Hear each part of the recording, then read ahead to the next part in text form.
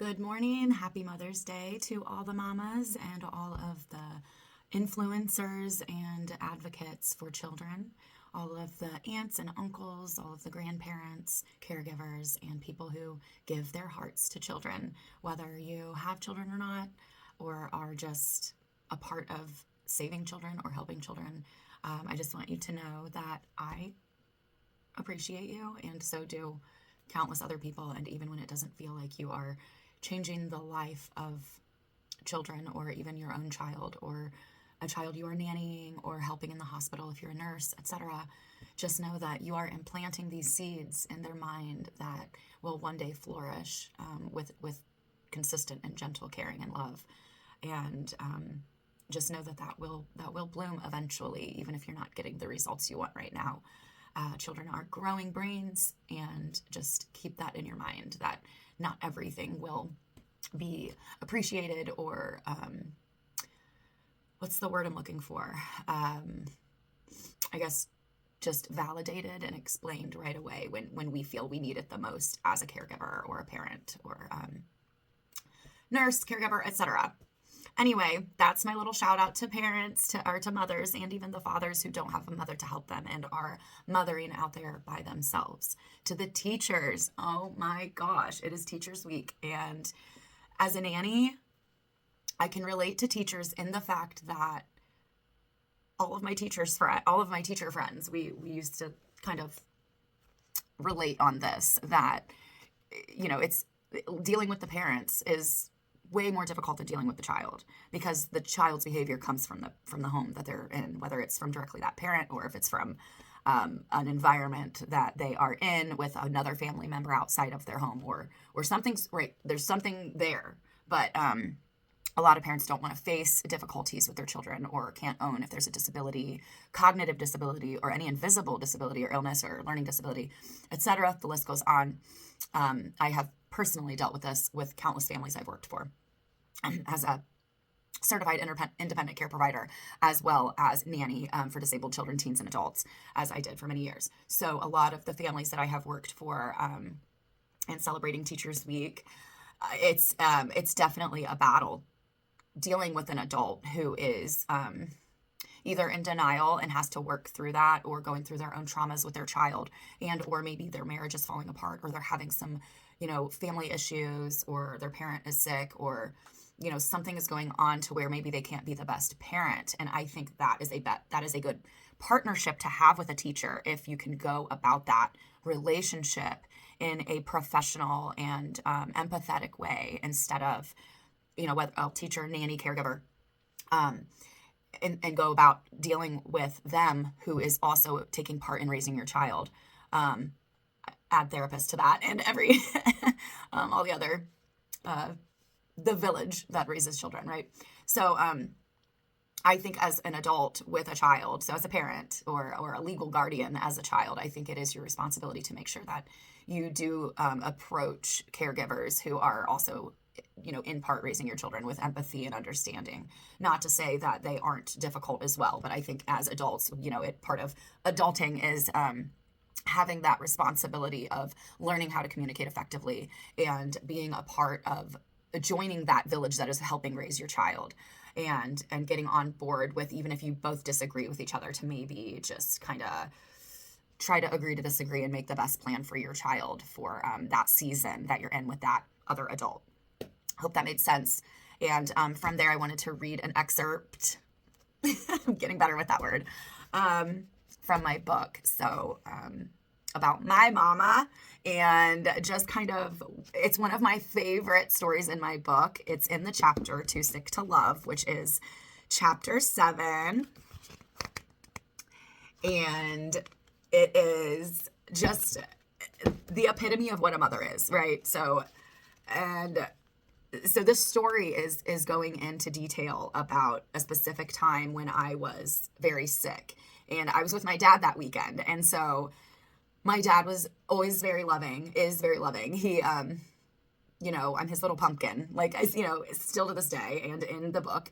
And so, but still, like, my mom was always like the ruthless fighter and advocate for me in my whole life, as, my medical life and with teachers, and, just making sure that the village is also taking care of us the way that she would want us to be taken care of, whether that's a hospital setting or a school setting or a coach or how they're treating us, etc. Like, she was a fierce mama bear, and I have mad respect for that.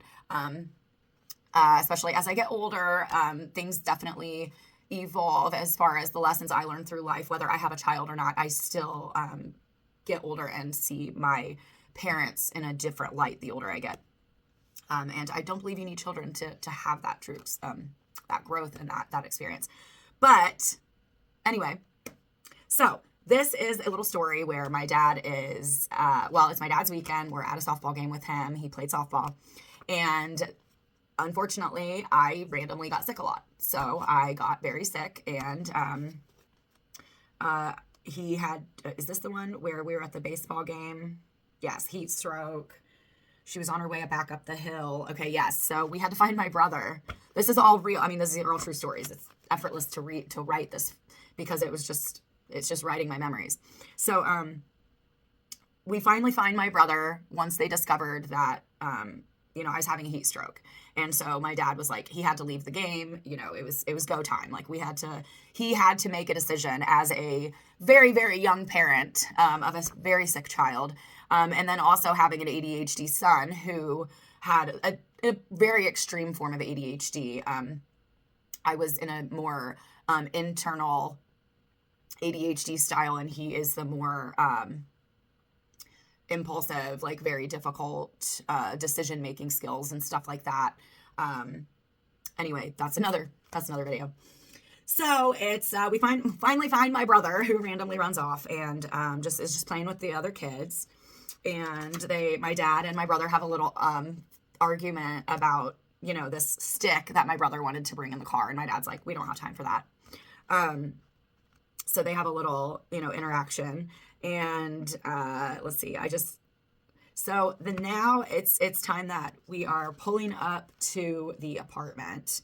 And mind you, you have to remember we don't have cell phones. So in order to even be able to call my mom or a doctor, my dad, who is like, his alter ego life is like to be a race car driver. Okay. So we got in the car, like we were, I don't know race car driver names, but pick one. And my dad like sped off into and finally we pulled up to his apartment.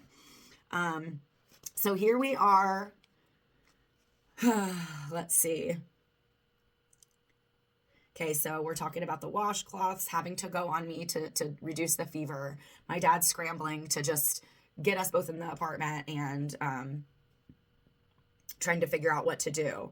So here is Caleb, who is my brother. Please stop crying. I got to do this. Ready? 3, 2, 1. By now I was wailing. I'm just putting it on the top of your head, Caleb said. It can't hurt that bad. You have hair. We are about, I think in this story we're like 5 and 7, something like that. Will you please stop crying, Steph? He's just in the back room trying to take care of me while my dad's scrambling around in the kitchen.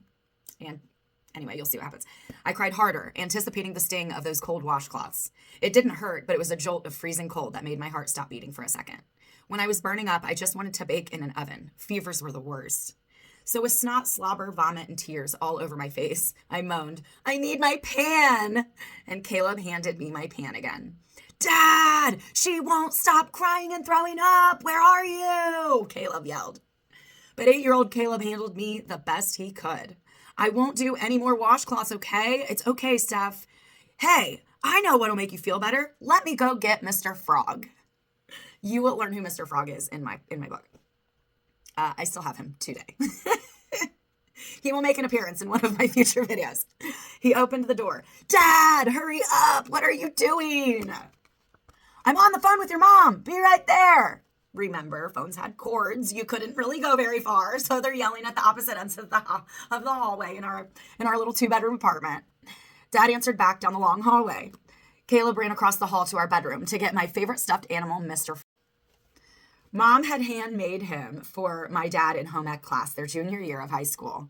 It was the only thing that made me feel like I had both of my parents at the same time. Dad ran back into the bedroom and switched over to the bedroom phone. Yes, we're already putting cold rags on her and she keeps throwing up. Okay, thanks. See you soon. While we all waited for Mom, Dad emptied the pan down the toilet and Caleb put Mr. Frog next to me with a washcloth on his head too. So cute. My mom showed up after what felt like an hour, but was probably only minutes. Whenever I was sick at Dad's house, she would call my doctor and come over with a plan. The plan was always to either stay there, go back to her house, or go to the hospital. But no matter what, everyone always felt relieved because when Mom arrived, we would all know what to do next. Mommy! I cried with a hint of joy. Can I watch TV yet? Caleb asked. Hey! Mom soothed. What's going on? You keep throwing up? You have a really bad fever? So we have to put those washcloths on, okay? Yes, Caleb, thank you for being such a big help. After Caleb left the room, she turned to Dad. Dr. Dalton said we need to get her off the waterbed and into the coolest room in the house. We need to get this fever down immediately, or she'll have to go to the ER. Okay, yeah, living room, Dad said. I'll go set up the couch. You will have to read more to see what happens next. That is a amazing explanation, I think, as there are many in my book, of what a mother is. Thank you, Mama. This chapter is one of my favorite chapters. Writing my mom, my dad, and my brother, and especially as a family, I think it's because it's like the only story in my book where we are a family for that moment. But during those moments when they had to come together and take care of their kids and do what's best for them, they did. And but most of all, especially to celebrate Mother's Day, I just want to highlight that these are the types of things moms do. They come through, even when you don't want them there, no matter how old you are, whether you're 4 or 40. Like, it's like, sometimes it's just like, go away, but then also like, okay, thank you. So I hope one day I get to experience being a mother. It's on God's timing, and I truly do believe that. So we will see what is in store for me in the future. But I just want to celebrate all mamas and thank you for just that grit you have, that fight, that, you know, no matter who puts you down or who challenges your parental beliefs or who challenges what you say and do with your children. I do suggest to be open to people's opinions, and also just listen to your gut, like listen to God, or your intuition, or whatever you want to call, whatever you can relate to outside of yourself. Take all the information in from that village, and then at the end, like, you know, pray about it, meditate on it, and then keep that mother drive to protect your children and do whatever you can with the information that you know is going on. So, Quieting the Clock, Memoir of a Girl Facing Death and Chasing Freedom. I'm not just saying this because it's my book. Whether you are a parent, teacher, coach, therapist, doctor, nurse, you need to read this book. It is, if you are part of the village that raises children, please read this book.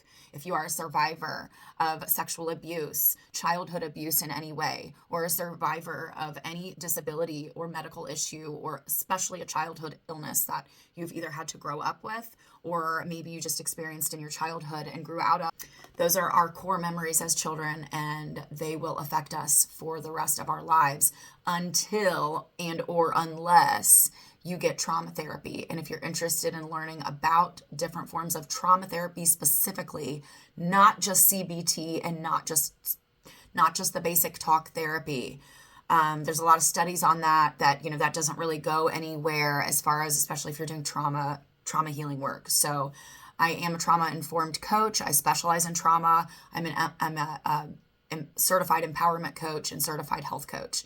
So I'm also working on a new certification, just extending and renewing my health coaching and specifically holistic health. So, and that intertwines with the mind and body trauma work, spiritual mind and body. It's all part of our whole makeup of being how healthy we are as a human being. And thank you so much for watching. Subscribe, like, share, please, please, please. And most of all, please review. Thank you.